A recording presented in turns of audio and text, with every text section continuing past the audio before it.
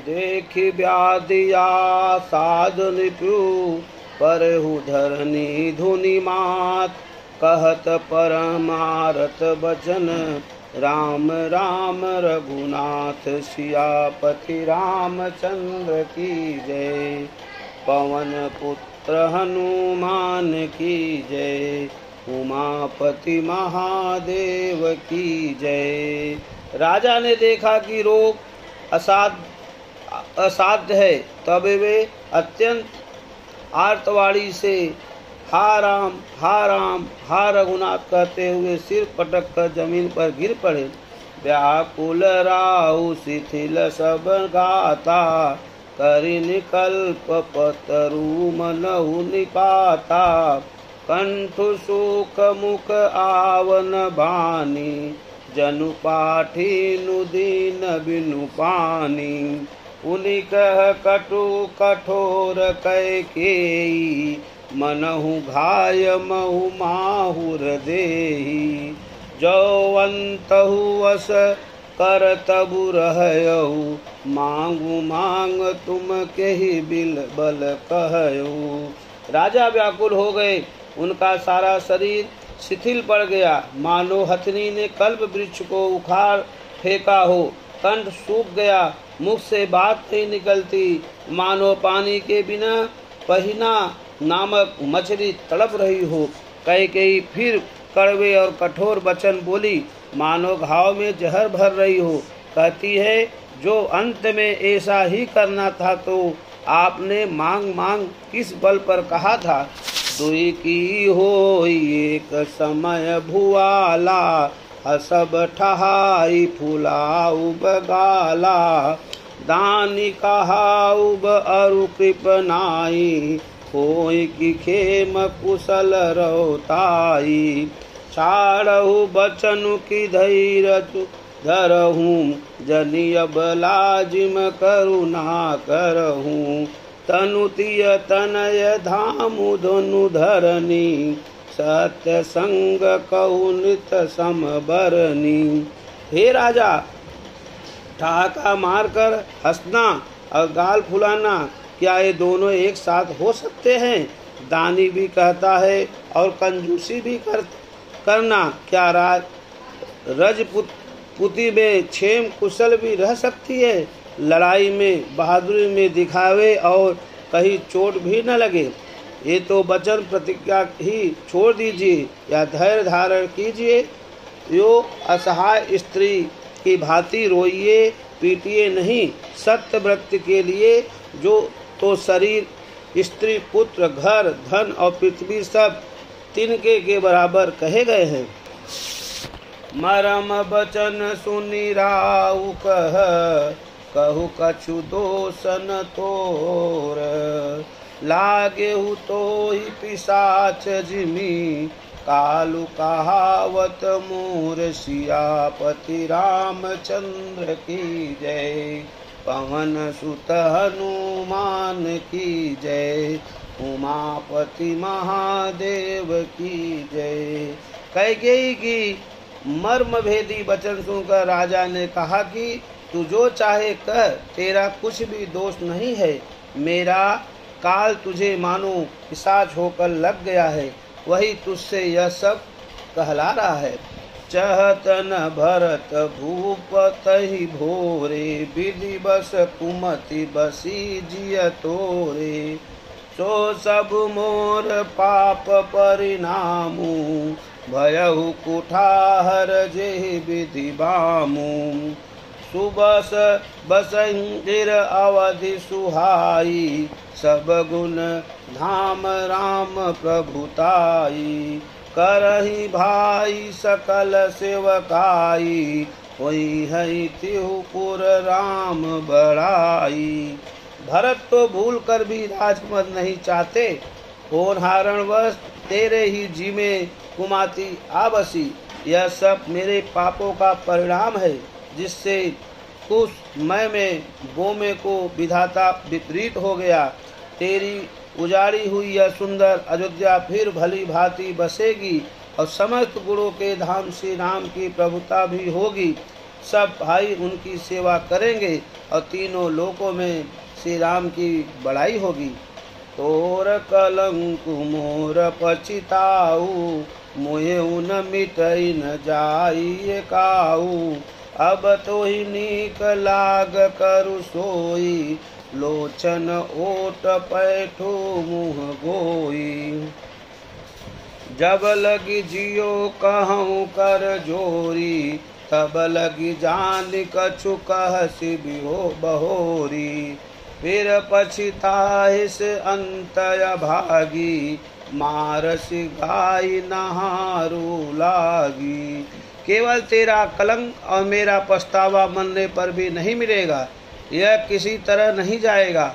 अब तुझे जो अच्छा लगे वही कर, मुझ छिपाकर मेरी आंखों की ओर जा बैठ, अर्थात मेरे सामने से हट जा, मुझे मुंह न दिखा।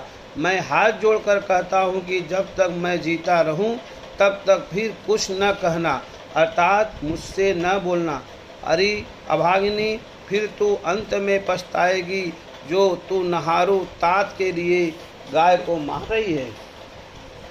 पर उराऊ कई कोट विधि, काहे करसि निदानु।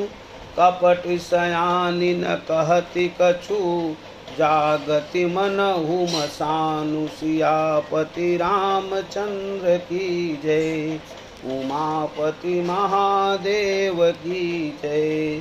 राजा करोड़ों प्रकार से बहुत तरह से समझाकर और यह कहकर कि तू क्यों सर्वनाश कर रही है, पृथ्वी पर गिर पड़े, पर कपट करने में चतुर कैकेयी कुछ बोलती नहीं, मानो मौन होकर मसान लगा रही हो, श्मशान में बैठकर प्रेत मंत्र सिद्ध कर रही हो। राम राम रट विकल भुआलू, जनु बिनु पंख विहंग बेहालू। हृदय मनाव भोर जनि होई, राम ही जाई कहे जनि कोई। उदौ करऊ जनि रवि रघुकुल गुर, अवध बिलोक सूल हुई है उर। भूप प्रीति कैकेयी कठिनाई, उभय अवध बीति रची बनाई। राजा राम राम रट रहे हैं और ऐसे व्याकुल हैं जैसे कोई पंछी पंख के बिना बेहाल हो। वे अपने हृदय में मनाते हैं और फिर कि सवेरा न हो जाए और कोई जाकर श्री रामचंद्र से यह बात न कहे। हे रघुकुल के गुरु, बड़े रे मूल पुरुष सूर्य भगवान, आप अपना उदय न करें।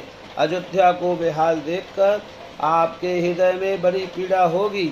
राजा की प्रीति और कैकेयी की निष्ठुरता दोनों को ब्रह्मा ने सीमा तक रचकर बनाया है, अर्थात राजा प्रेम की सीमा है और कैकेयी निष्ठुरता की।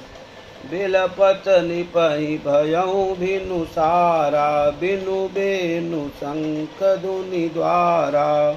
पढ़हि भाट गुण गावहि गायक, सुनत निपहि जनु लागहि सायक। मंगल सकल सुहाइन कैसे, सहगामी नहीं विभूषण जैसे। तेई निस नींद परी नहीं काहू, राम दरस लाल सा उछाहू। विलाप करते करते ही राजा को सवेरा हो गया।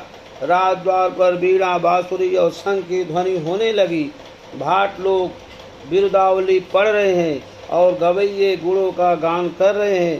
सुनने पर राजा को ये बाण जैसे लगते हैं। राजा यूं ये सब मंगल साज कैसे नहीं सुहा रहे हैं, जैसे पति के साथ सती होने वाली स्त्री को आभूषण श्री रामचंद्र जी के दर्शन की लालसा और उत्साह के कारण उस रात्रि में किसी को भी नहीं आई।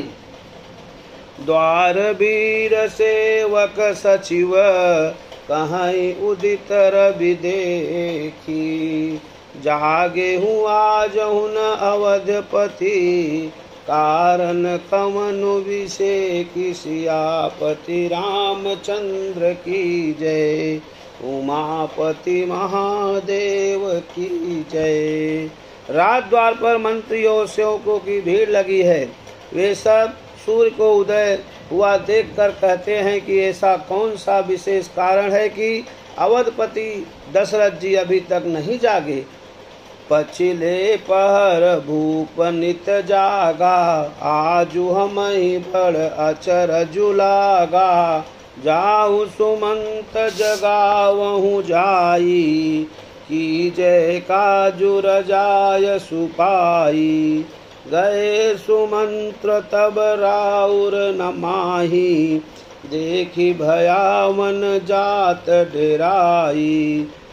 धाई खाई जनु जाई नहेरा, मानहु विपत विषाद वसेरा। राजा नित्य ही रात के पिछले पहर जाया करते हैं, किंतु आज हमें बड़ा आश्चर्य हो रहा है। हे सुमंत, जाओ जाकर राजा को जगाओ, उनकी आज्ञा पाकर हम सब काम करें। तब सुमंत रावले राजमहल में गए, पर महल को भयानक देखकर वे जाते हुए डर रहे हैं। ऐसा लगता है मानो दौड़कर काट खाएगा। उसकी ओर देखा भी नहीं जाता, मानो विपत्ति और विषाद ने वहाँ डेरा डाल रखा हो। पूछे को न उत्तरहु देई, गए जेहि भवन भूप कैकेयी। कही जय जीव बैठे सिर नाई, देखि भूप गति गयउ सुखाई। सोच विकल विवरण मही परेऊ, मानहु कमल मूल परिहरेऊ। सचिव सभी तक सकहि नहीं पूछी, बोली अशुभ भरी शुभ छूछी। पूछने पर कोई जवाब नहीं देता। वे उस महल में गए जहाँ राजा और कैकेयी थे। जय जीव कहकर सिर नवाकर वंदना करके बैठे और राजा की दशा देखकर तो वे सूख ही गए। देखा कि राजा शोक से व्याकुल हैं, चेहरे का रंग उड़ गया है, जमीन पर ऐसे पड़े हैं मानो कमल जड़ छोड़कर जड़ से उखड़कर मुरझाया पड़ा हो। मंत्री मारे डर के कुछ पूछ नहीं सकते। तब अशुभ से भरी हुई और शुभ से विहीन कैकेयी बोली, परिन राजहि नीद निसी, हे तो जान जगदीशु।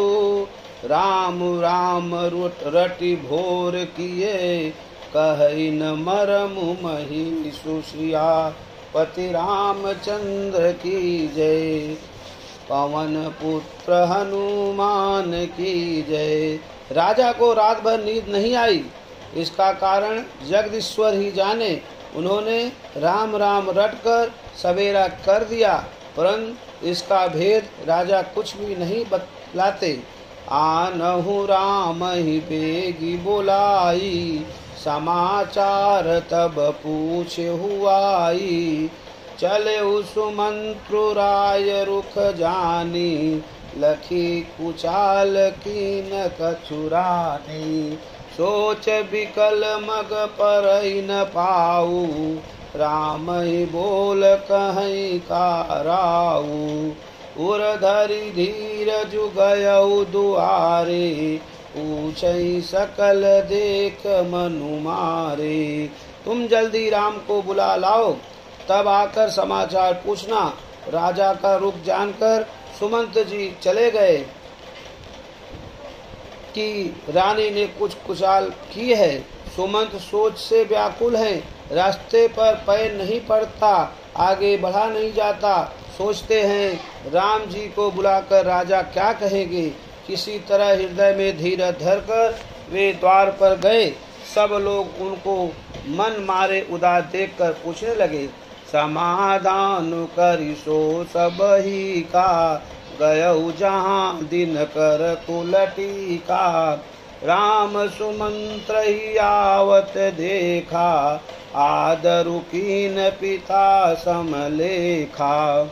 निरखी बदनु कई भूप रजाई, रघुकुल दीप चले उलेवाई। राम कुबाति सचिव संग जाही, देखी लोग जहाँ तहाँ बिल खाई। सब लोगों का समाधान करके किसी तरह समझा बुझा कर सुमंत वहाँ गए जहाँ सूर्यकुल के तिलक श्री रामचंद्र जी थे। श्री रामचंद्र जी ने सुमंत को आते देखा तो पिता के समान समझकर उनका आदर किया। श्री रामचंद्र जी के मुख को देखकर और राजा की आज्ञा सुनकर वे रघुकुल के दीपक श्री रामचंद्र जी को अपने साथ लिवा चले। श्री रामचंद्र जी मंत्री के साथ बुरी तरह से बिना किसी लजाव में के जा रहे हैं, यह देखकर लोग जहाँ तहाँ विषाद कर रहे हैं। जाई देख रघुवंश मणि, नरपति निपट कुसाज, सहमी पर उलख सिंह नहीं, मनहु वृद्ध गजराज, सियापति रामचंद्र की जय। रघुवंश मणि श्री रामचंद्र जी ने जाकर देखा कि राजा अत्यंत ही बुरी हालत में पड़े हैं, मानो सिंहनी को देखकर कोई बूढ़ा गजराज सहम कर गिर पड़ा हो। सूखई अधर जरई सब अंगू, मनहु दीन मनहीन भुअंगू, सरुष समीप दीख कैकेयी, मानहु मीचु घरी गनिलेहि, करुणामय मृद राम सुभाऊ, प्रथम दीख दुख सुनान काऊ। तदपि धीर धरि समहु विचारी, पूछी मधुर बचन महतारी। राजा के ओठ सूख रहे हैं और सारा शरीर जल रहा है, मानो मणि के बिना सांप दुखी हो रहा है। पास ही क्रोध से भरी कैकेयी को देखकर मानो साक्षात मृत्यु ही बैठी राजा के जीवन की अंतिम घड़ियां गिन रही हो। श्री रामचंद्र जी का स्वभाव कोमल और करुणामय है। उन्होंने अपने जीवन में पहली बार यह दुख देखा, इससे पहले कभी उन्होंने दुख सुना भी नहीं था। तो ही समय का विचार करके हृदय में धीरज धरकर उन्होंने मीठी वचनों से माता कैकेयी से पूछा, मोहि कहु मात तात दुख कारण, करई जतन जेहि होई निवारण। सुनहु राम सब कारनु एहु, राजहि तुम पर बहुत स्नेहु। देन कहेन मोहि दुई बरदाना, मांगेऊ जो कछु मोहि सुहाना। सो सुनि भयहु भूप उर सोचू, छाड़ी न सकई तुम्हार संकोचू। हे माता, मुझे पिताजी के दुख का कारण कहो, ताकि जिससे उसका निवारण हो, दुख दूर हो, वह यत्न किया जाए। कैकेयी ने कहा, हे राम सुनो, सारा कारण यही है कि राजा का तुम पर बहुत स्नेह है। इन्होंने मुझे 2 वरदान देने को कहा था। मुझे जो कुछ अच्छा लगा वही मैंने मांगा। उसे सुनकर राजा के हृदय में सोच हो गया, क्योंकि ये तुम्हारा संकोच नहीं छोड़ सकते।